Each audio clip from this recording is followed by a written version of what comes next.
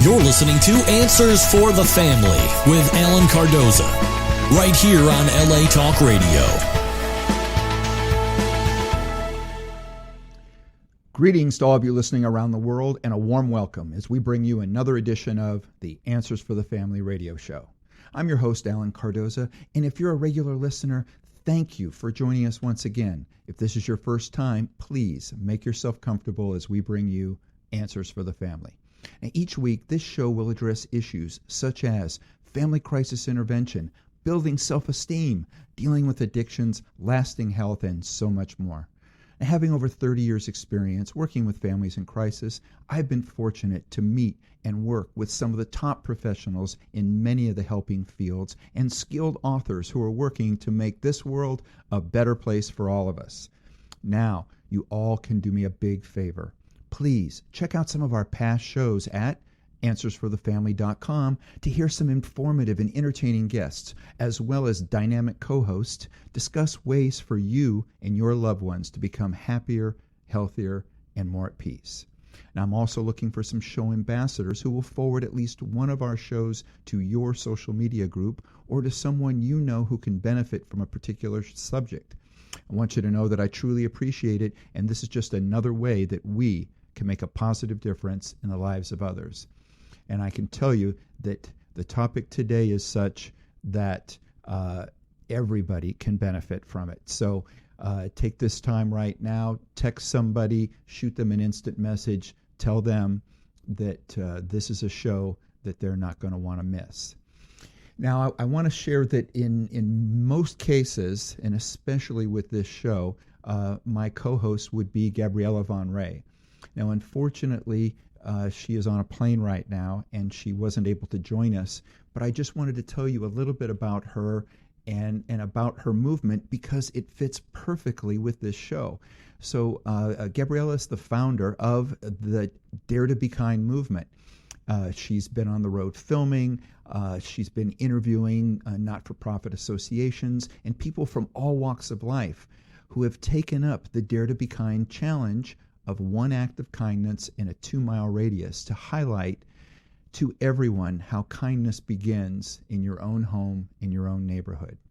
Now, the goal is for there to be a television show based on these interviews, and it will showcase people who took their pain and made it into their greatest strength and the strength that enables them to help others. Now, Gabriella shares through her Dare to Be Kind movement that we can create safer communities, healthier relationships, and make the shift from the bystander syndrome to becoming an active participant in the transformation that occurs when one takes the time and dares to be kind.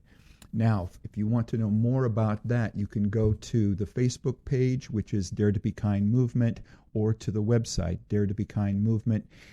Join in because as you will then realize when we go into our topic of the day, that that's a perfect fit with what our guest is doing and what we all should be doing.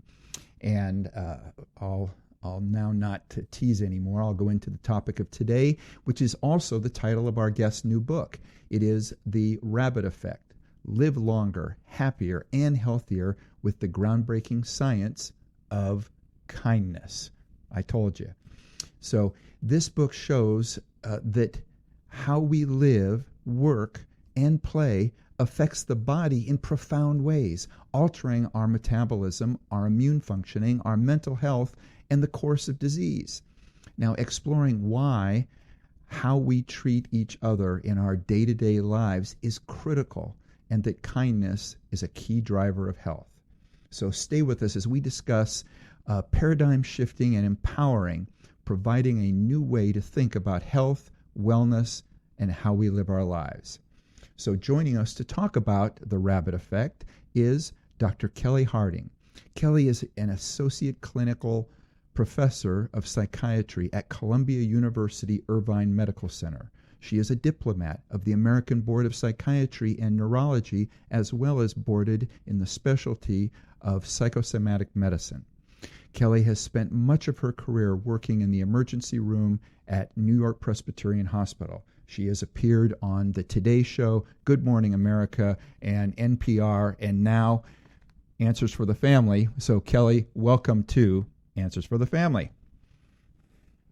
Oh, Alan, thank you so much for that lovely introduction. And I am so delighted to be with you and all the listeners out there. Thank you. Well, it is my pleasure, and I hope that that the listeners will agree. I believe that they will, because we're at a time right now in which there is so much divisiveness and focus on negative that.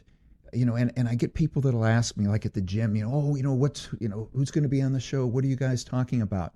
And when I mention this subject, they kind of pause for a minute, and they go, wow, with everything else that we're hearing out there, I'm really glad that you're bringing that out.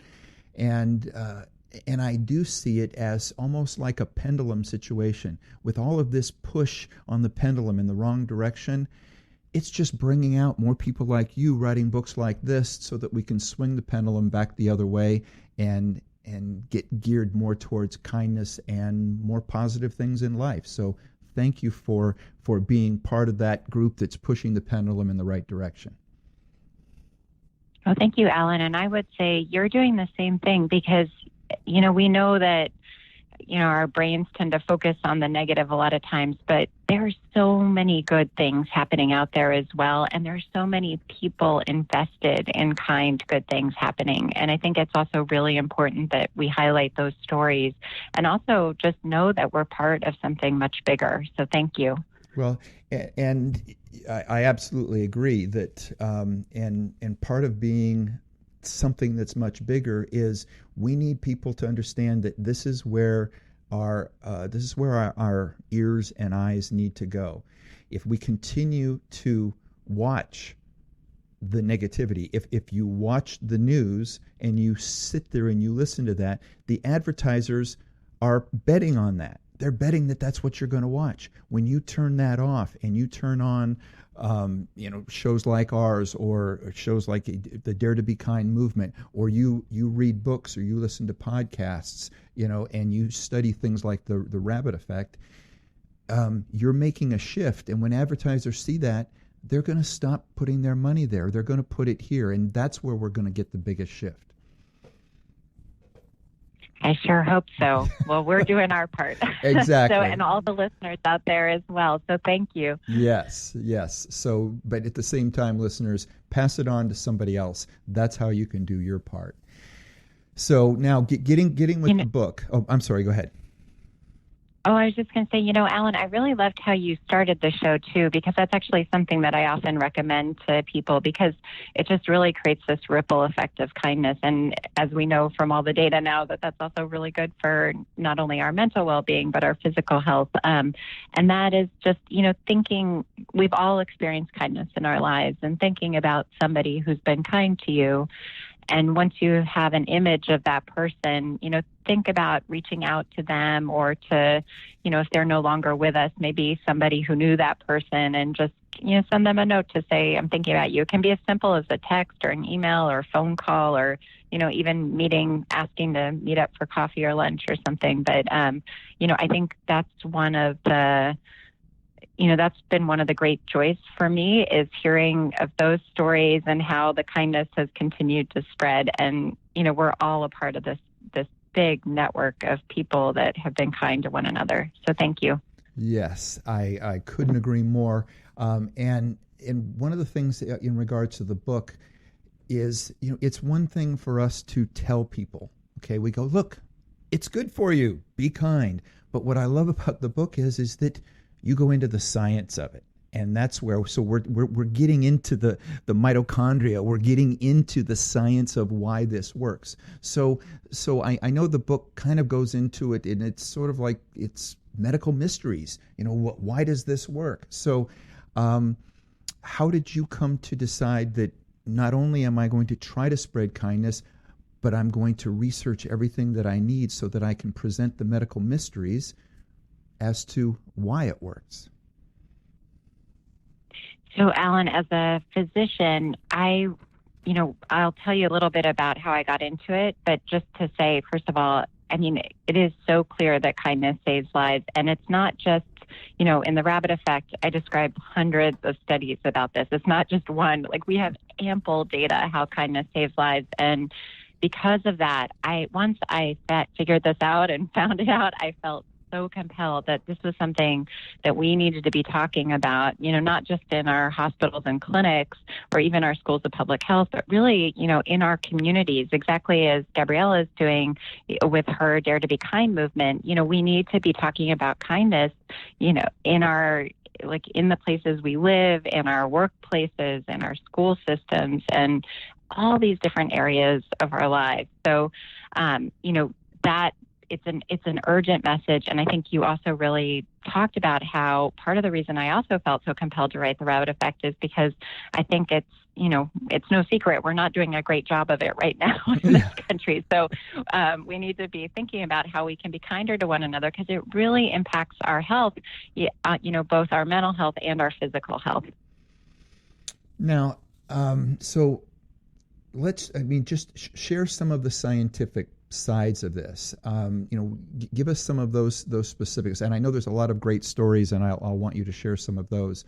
But let's get right into the science of it and explain why this works. Why there's different things. People will say, like in business motivational books, they go, fake it till you make it, and all of these different things. Or if you smile a certain amount, just using those muscles will help change your thought process. But for a lot of people, they don't know what's the science behind that really tells everybody, yes, it really does work. Well, so we know that kindness buffers stress in many different ways, but the thing that's really exciting is there's this confluence right now, or this synergy between what's happening between what we know on a population level, looking at, public health data and outcomes, and then also what we're learning about what's happening on a microscopic level, inside our cells and tissues. And it's really neat because, so in The Rabbit Effect, I try to combine all that science that I had been learning and, explain that. So, there are different ways to approach it, but, it's sort of like this image. You can almost think of like a ripple in water almost, with yourself at the center, and then all these different areas of your life. So, a big thing that we know, and I think it's a big topic of your show, is we also know that, there's a lot of pain out there. Mm-hmm. And we now know too that, pain has it has not only an effect on our mental health, but also our physical health. And, you've probably talked with other guests about things like adverse childhood experiences and how that can impact health, decades down the road. But the most important thing is being able to identify that and then also work on exactly what you described in terms of post-traumatic growth. So that's just one example of many, many. But I imagine that's something you've spoken about with other guests on the show. Well, yes, but sometimes it doesn't always tie right into happiness, but or to kindness. But I know that in fact, right now, learning about long-term effects of trauma is now a highly studied topic, and one that we have discussed, on this show. But how does trauma fit into this story? Well, so in the book, I talk about all these hidden factors in our lives. And, it's the hidden factors that really come down. Like, if we can invest in one thing in our life, and study after study shows this, it's our relationships and our connections to each other. So by that, I mean that we have ample data that, positive relationships profoundly affect health in a good way. And it not only helps, keep off diseases, but it also helps us deal better when diseases may occur. So just to back up a little bit, so the way I got interested in this, you mentioned the medical mysteries. And what it was is, as a doctor, especially working in the emergency room, I was seeing patients who, for unclear reasons would one patient who on paper, would look not great, maybe a diagnosis of a serious illness, and then you would meet them and you discover that they're actually doing quite well in many areas of their life. But you could have someone with the same diagnosis not doing well, and sort of like trying to tease apart what is it that even with all things otherwise identical, why is it that one person is feeling and functioning so much better than someone else? And then the flip side of that is also seeing a lot of people with, symptoms that would, on paper they look, everything checks out, but they come in because they don't feel well, or they're not functioning well, and they're feeling like something is wrong, and trying to piece that together. And, this story is a story that is seen over and over and over. So as a doctor, it sort of led me down, if you will, this rabbit hole where I ended up, I thought it had something to do with the mind-body connection. So I ended up, studying first in adult internal medicine and then psychiatry, and I still didn't really have answers. So then I ended up doing actually a fellowship in, mysterious unexplained symptoms that looked exactly at this. And then eventually what happened is I made it over to the School of Public Health once I learned about the rabbit study. And from there, I ended up finding, all this research that showed how we are treated in our day-to-day lives. And again, whether it be in our homes, our workplaces, our neighborhoods, our broader communities, or in our broader societies, is the determinant factor of our health. And just to clarify, so, I think most of us, when we think about health, we think about exercise, sleep, kale smoothies, the occasional trip to the doctor, but we don't always think about what is, in fact, the largest determinant of our health. And as a doctor, I was shocked. It turns out medical care, while it's important, probably only accounts for about 10 to 20% of our overall health. And then you might wonder, what is the rest of that? Genes play a role, but not as much as we now understand, or as we once thought. And then, again, the biggest determinant is these relationships that we have. So, just to give some examples about that, there are many, but, there are studies that look at, whether it be like in our homes, especially now that we're in like cold and flu season, we know that, hugs can help keep off colds. There's, studies, bigger risk factor for health is smoking 15 cigarettes a day, or obesity, even more of a risk factor than being overweight, or high blood pressure. It's actually quite remarkable, these things that we didn't really consider as part of health. Now we know that, in fact, they are critically important. Yeah. In fact, I was just listening to Dr. Mark Hyman, and he was talking about the influences of loneliness, as it relates to, in that in some cases, just setting up a social group for people to get together. By the time they all got together and started doing things, and they would set it up around something else. They didn't say we're all going to sit around and talk about what ails us, but it was like we're going to call it a salsa dancing class or whatever, and that the greater impact than anything that they could do as doctors was already done for them. It goes right to what you're saying. Oh, yeah, no, absolutely. So that is a small piece of this much bigger puzzle, but that's exactly it. So we want to be looking at our connections, so we know when it comes to loneliness, for example, we know, well, one, it's really common. So, for people who are feeling lonely out there, not to feel so alone, we know that some people say it's at epidemic rates, but we also know it's one of those things that we hadn't really identified as such a big issue in our society. And despite all our technology and being uber connected in many respects, a lot of us still feel alone. And we know that it's both the number of connections we have and then the quality of those connections.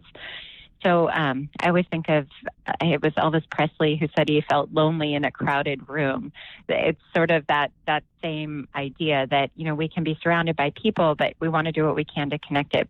So a great way to do that, and it sounds like what Dr. Hyman suggested, is connecting with people who may have a similar interest as us. So, actually, one of the really cool studies is volunteering actually helps prolong your life, and which is really exciting data because it not only helps who you're volunteering, but just being a volunteer yourself is helpful, and has better outcomes than people who don't volunteer. So I would say if you're thinking about volunteering, go ahead and do it. And some of the studies have shown is volunteering as little as once a month made a difference for people. So we're talking like pretty minimal commitment here, but it's really worth getting out there and doing it. Another big thing that comes up along with volunteering and also can come along with education, which we can talk about, is life purpose. So we now know that people who have a strong sense of life purpose live longer and they do better with illnesses that may come. So, it's pretty incredible. It's because the studies show that they're at reduced risk of all causes of death.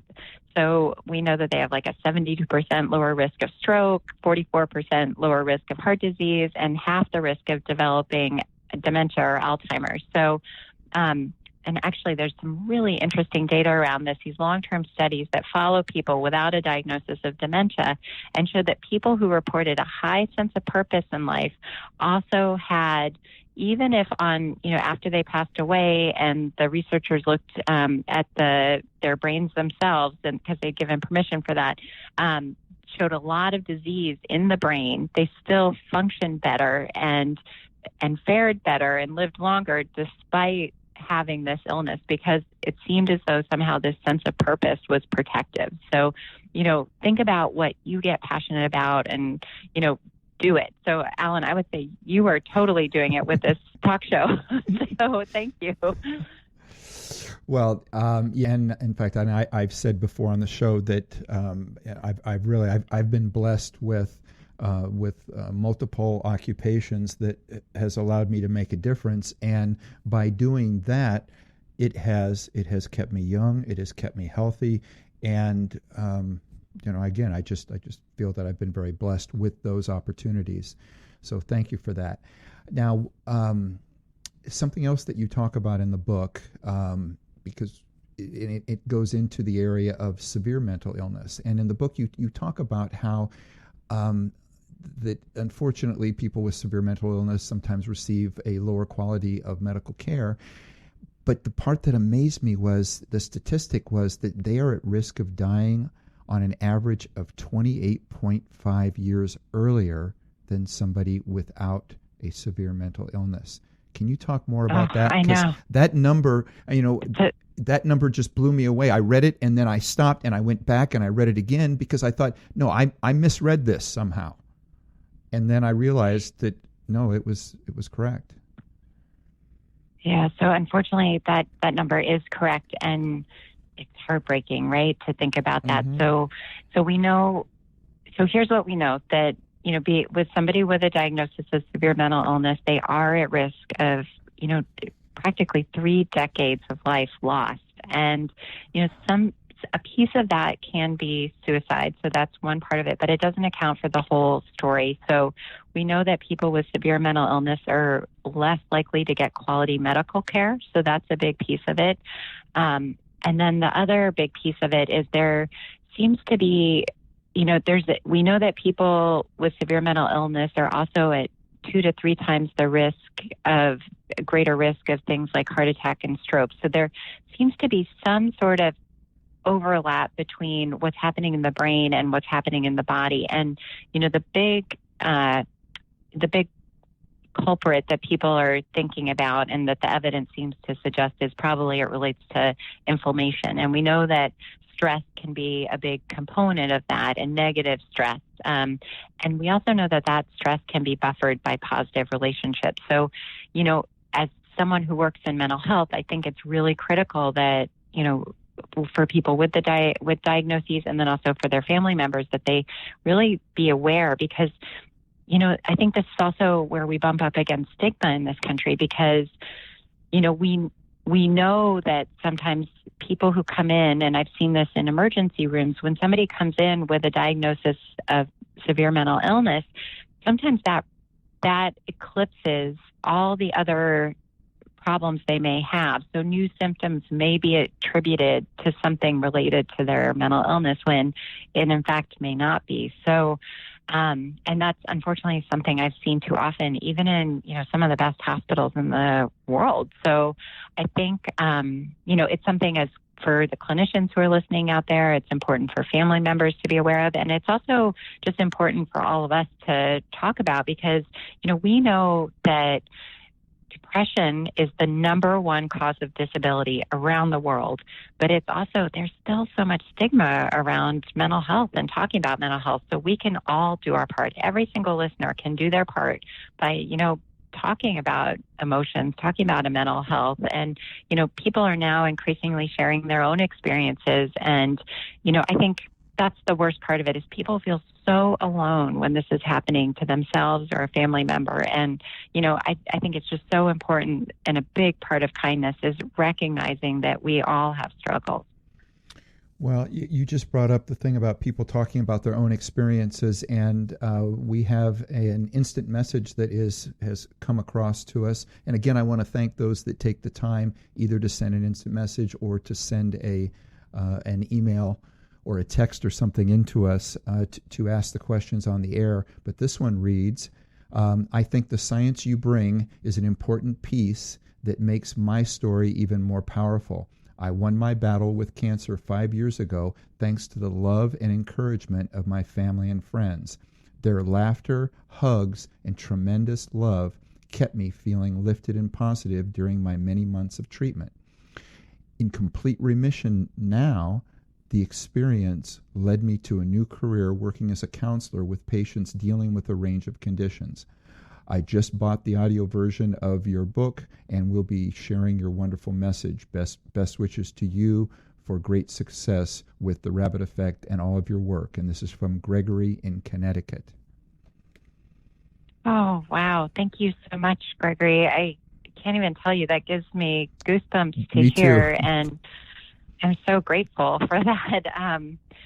Thank you. Thank you. And I mean, that's the thing. I think, being kind to ourselves and others, it takes so much courage. Like for Gregory to share his story, that takes so much courage. And it's also, I think the other important message in that is, unfortunately with human bodies, things happen, but it's also how we deal with them and how we help our loved ones navigate the challenges that may arise that make all the difference. And, our time is limited on Earth, so we might as well make it, the best that we can for each other. And we have the resource, and we've got this incredible renewable resource in kindness and in how we treat one another, but yet it's so challenging to tap into so oftentimes. So what an inspiring story.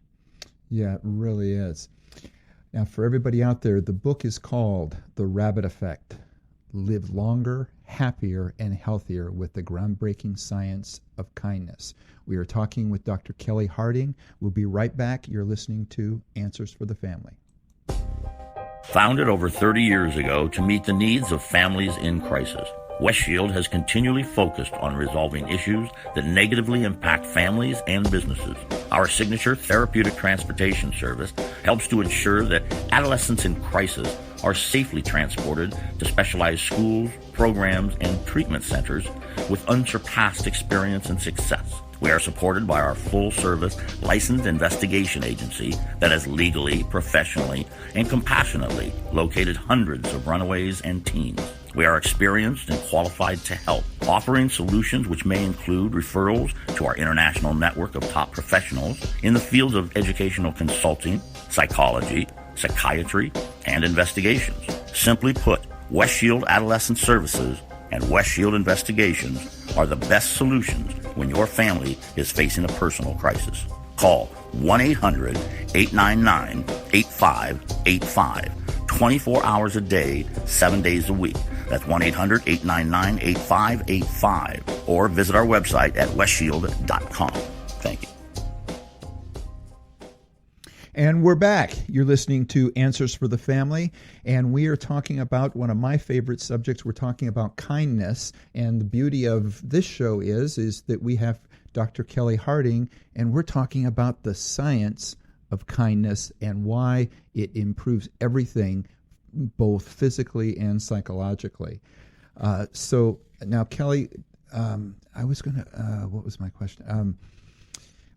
So what are some of the everyday things that we can all do, that everybody can do to make a new habit in our lives to create greater positive connections?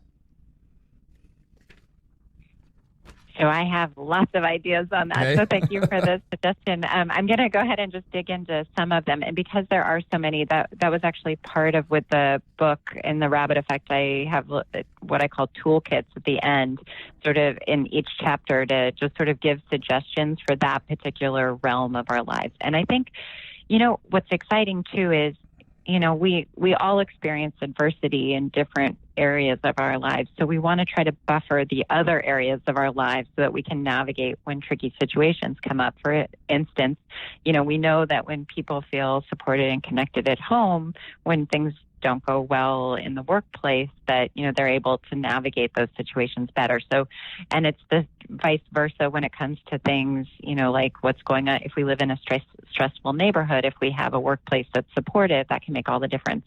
I do want to talk about workplaces for a moment for listeners, because it's something that we don't always think about is connected to our health. But, there are these really large population studies known as the Whitehall Studies that were done in London and in Europe that have been replicated in many different respects.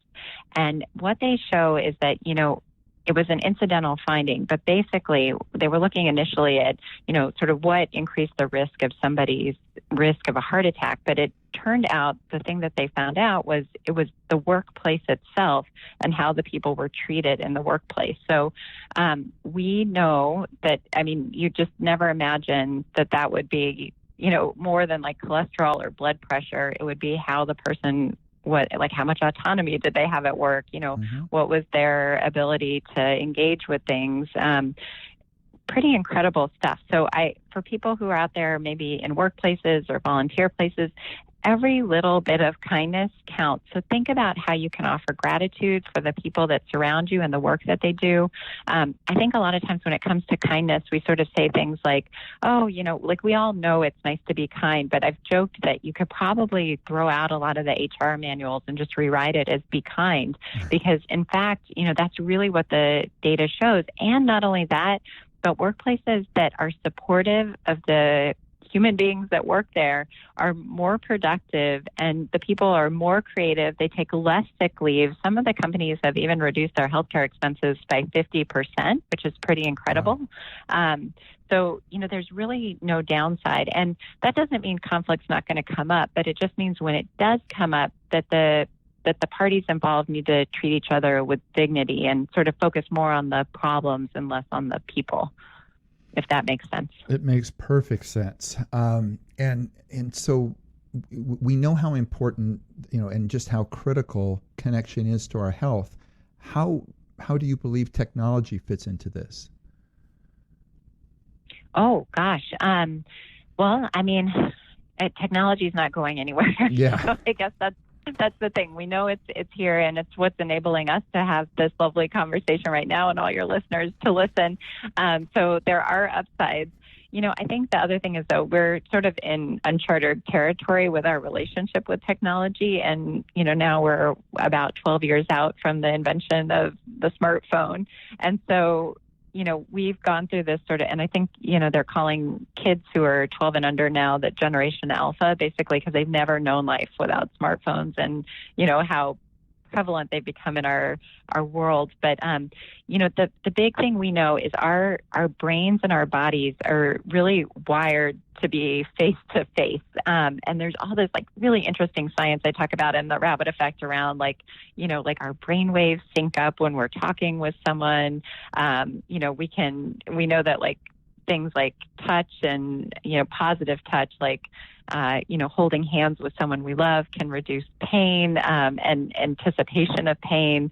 So there are all these sort of interesting things around that. So I would say for people who are listening, do what you can to lock eyes with the people you love more often. And also, make a point of looking each other in the eyes. Because, I know, just this morning I was in a store where I was paying for something, with my smart chip, and myself and the cashier were both looking down at the smart chip and not at each other. But it's that's actually an opportunity, these little moments in our day-to-day lives, when, if you're, whoever you're getting that receipt from, look the person in the eye and talk to them for a second, because every little bit of connection counts. So I would also say, for when it comes to technology, there's so many different studies out there about how things can affect our mental health. But I think the really big thing we all need to do is just put down our phones, really try to create a little bit of distance between ourselves. And, it's a slippery slope for people, because it used to be it was rude to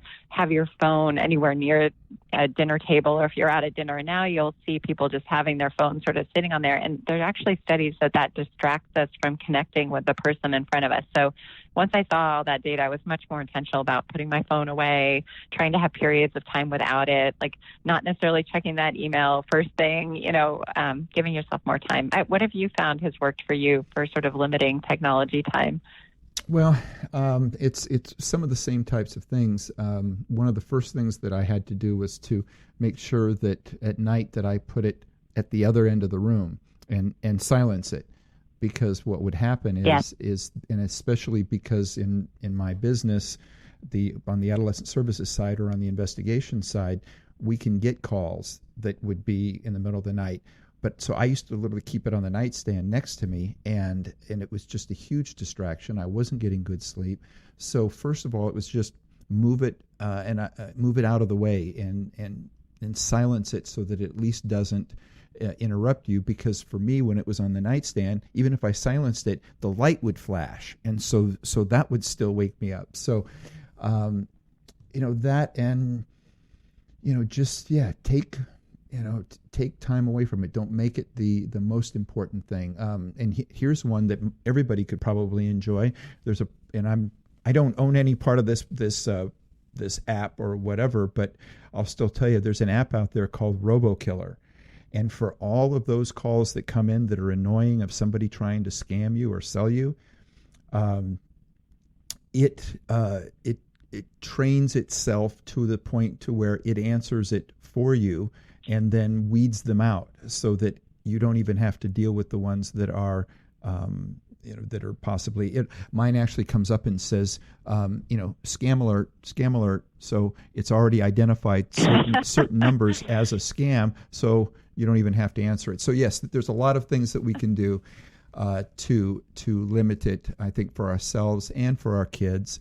But like you said, there's also a lot of great things, because we're now at a point in time to where almost any piece of knowledge is available. I mean, as I'm driving in today, and I was talking to a friend about a relative with dementia, and he said, have you heard about this newest thing?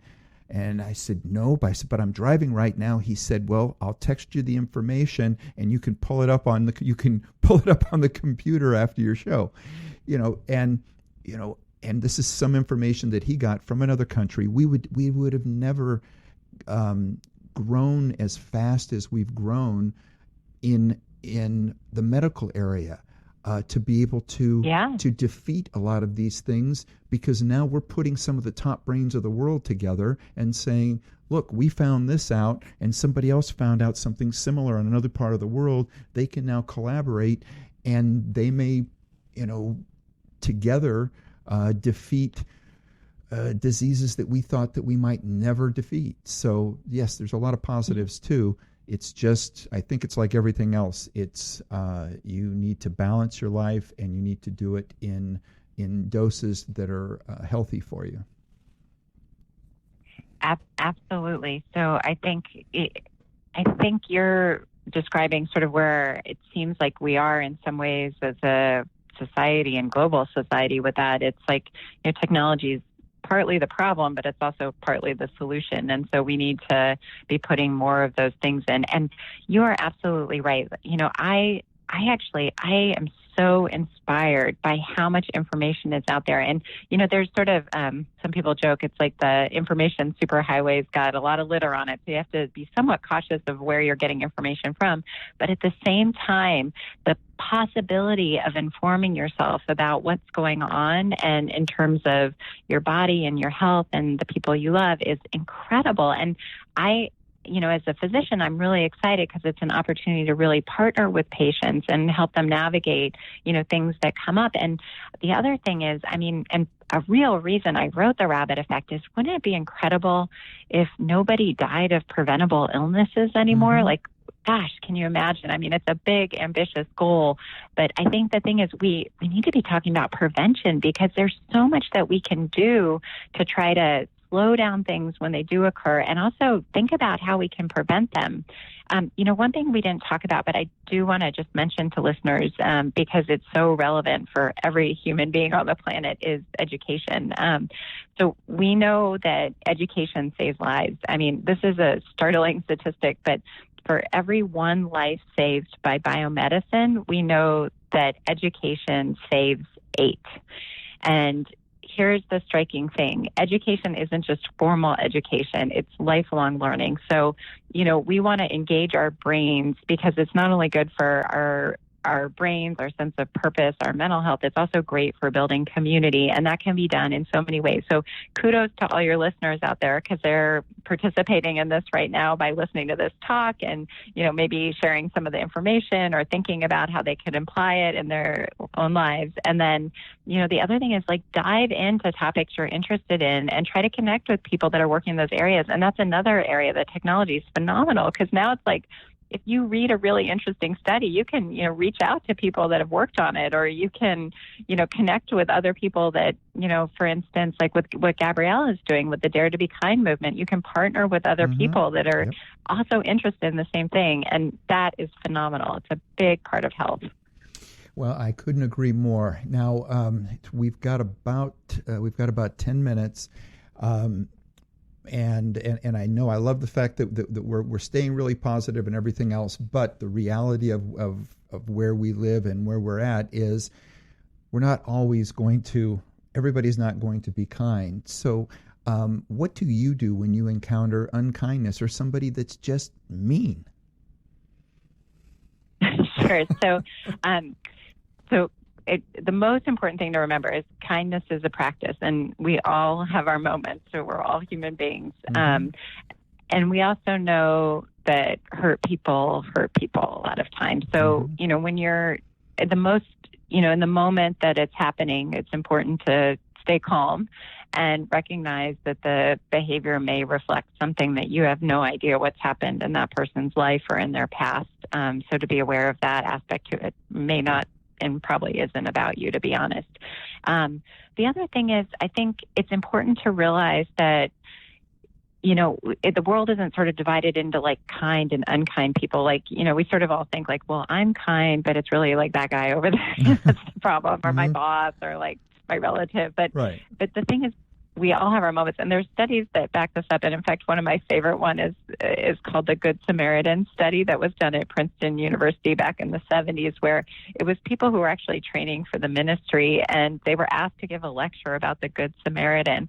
And they ended up asking the participants in the study that they needed to leave the room they were in and go across campus to give the lecture. And, one part of the group, they told them that take your time, when you get there and give the lecture. The other group, they told them, you're in a rush, they're waiting for you. You've got to hurry over there.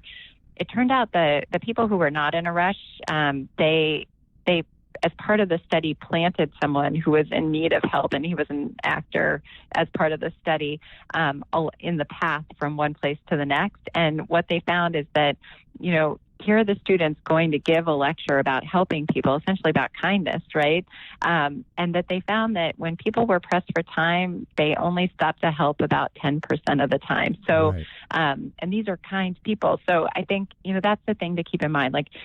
Time makes a big impact. So do what you can to not be rushed. Be aware you're less likely to be kind when you are rushed. We also know that we're a sleep-deprived culture, probably because of all our phones and people looking at their phones late at night, and that actually sleep deprivation and inclination to be kind go hand in hand. So, people who are tired are they're more snappy and less kind and less likely to engage with strangers. So, there is something to be said for like a good night's sleep, for taking your time, being mindful of that. And then also recognizing when things happen, it's not always that the person is bad, it's their behavior that's a problem. And then we need to figure out ways to navigate that.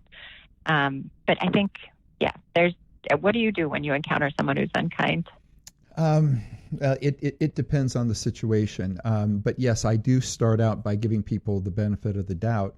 But while you were saying that, there was another thought that popped into my mind, and that is kind of for everybody out there, please don't confuse kindness for weakness. And I think that is an issue that keeps people from being kind, because somebody else will confuse that for weakness, and you feel them trying to take. They want to take when you were just being kind. So don't confuse those things. I can tell you that there is a lot of people that you would not consider as weak, either physically or minded, that are incredibly kind. So I want everybody to keep that in mind. Oh, I'm so glad you said that, Alan, because it's true. I think it's a false perception. And actually, all the studies, and we know from personal experience, right, that kindness actually takes tremendous courage and backbone and bravery. And the other thing is, conflict is everywhere. Like, I think, the average family has like 8 conflicts a day or something. It's like a lot. So I have 3 boys. So, we see conflict a fair bit. And, a big part of kindness is learning how to navigate conflict in a way that still treats all parties involved with dignity as human beings. And that's really the challenge, is like, remembering all that we have in common, even when we don't see eye to eye, and trying to, create a ripple effect of good and behaved in kind ways despite that. So one thing I often talk about with audiences that I speak with is, we all take math classes in school. We all take reading and probably language classes, but not many of us have taken conflict resolution classes. Mm-hmm. And in fact, conflict resolution is a skill that we can all improve. It's like a muscle. The more we do it, the better we get at it. And, so I would encourage listeners to also think about, you can even just Google like conflict resolution classes, think about skills that they can build to, navigate tricky situations easier. I think that's a great point. And I can guarantee you that I've needed far more times than I needed trigonometry. So yes, right. No, yeah, math is important, but really, conflict resolution, like, what a different world we'd be in if that was a required course. Yep. So along these same lines, how do you think our current political strategies of a constant barrage of negative attacks is affecting our brains, and what is the science behind their decision to do so? Wow, that's a tough question. So I would say, here's the one thing that has been a big takeaway of the rabbit effect, and with all this work, is because you can start at home, and every single person has more power than they realize. Whether it be in their home or their neighborhood or right around them, and I think we can sort of like wait for system changes and more positive changes. But, the thing that seems to be the big takeaway is that, we are the system to some extent. So, think about your own behavior. And, they're now actually, this is a cool thing. Some apps, like I know Nextdoor has done this, where you can actually it'll give you a little reminder beforehand, like, is what you're saying kind, or sort of, it's giving you a kindness reminder, because, it's so easy to like come back with something negative with another negative statement, whether you're on like Twitter or Facebook or something like that. But really, like, think about, you are contributing to sort of where this is going.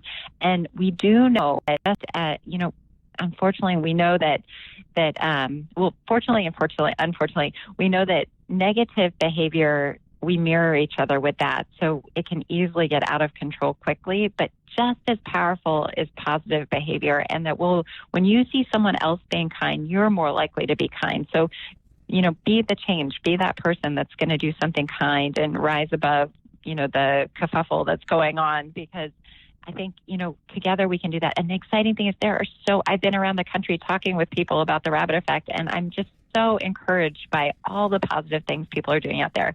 And we've got to be talking about it. So, Alan, you are absolutely doing that with the show, and so are the listeners who embody this. So thank you. Well, thank you. And I couldn't agree more. And the one thing that I would add to that for everybody out there is, and it's something that I do, but it's just to say, I choose not to breathe that in. So whatever it is that they say that's unkind, whatever it is that they say that's divisive, and it doesn't attack them. It's just, I choose not to breathe that in, and then go about your business. So in other words, you don't even have to be reactive to what it is they say. And sometimes people will look at you kind of funny, but they don't know what to do after that because nobody's ever done that before. So try that. Yeah. So that's a good point. And actually that goes along with the other thing is listening, like trying to understand why is it that this person is so upset, because we know that actually that changes minds when you listen to the other person who's upset. Yes. So Kelli, thank you so much. I can't, the time has flown by, but that's because you have just been wonderful. So for everybody out there, again, the name of the book, The Rabbit Effect, Live Longer, Happier, and Healthier with the Groundbreaking Science of Kindness. For everybody out there, I truly recommend that you get this. It will help you and everybody around you. And if you do like I do, because I get so many books, is as soon as I'm done, I give them to somebody else. So just keep passing it around and help as many people as you can. So Kelli, thank you so much for being here. Oh my gosh, my pleasure, Alan. And thank you to all the listeners out there. I'm so grateful for all the kindness you bring to the world. All right. And for everybody out there, please be sure to put us on your calendar and tune in next Monday when we will be replaying one of our most popular shows with high energy guest, Allie Laprete, to discuss the You Got This, creating a fulfilling life and reaching your highest potential as a modern mom. And please visit our archives of past interviews at answersforthefamily.com, or you can subscribe to our show through iTunes, Stitcher, YouTube, Vimeo, Spreaker, SoundCloud, and iHeartRadio. So whichever one is the one that you listen through, please subscribe to our show and leave a response. Leave some sort of a review. Let us know how we're doing. We love to have feedback. I don't claim to be perfect in any way, and if there's anything I can be doing better, I would love to hear from you. So for everybody out there, be good human beings, and be with us again next week on Answers for the Family.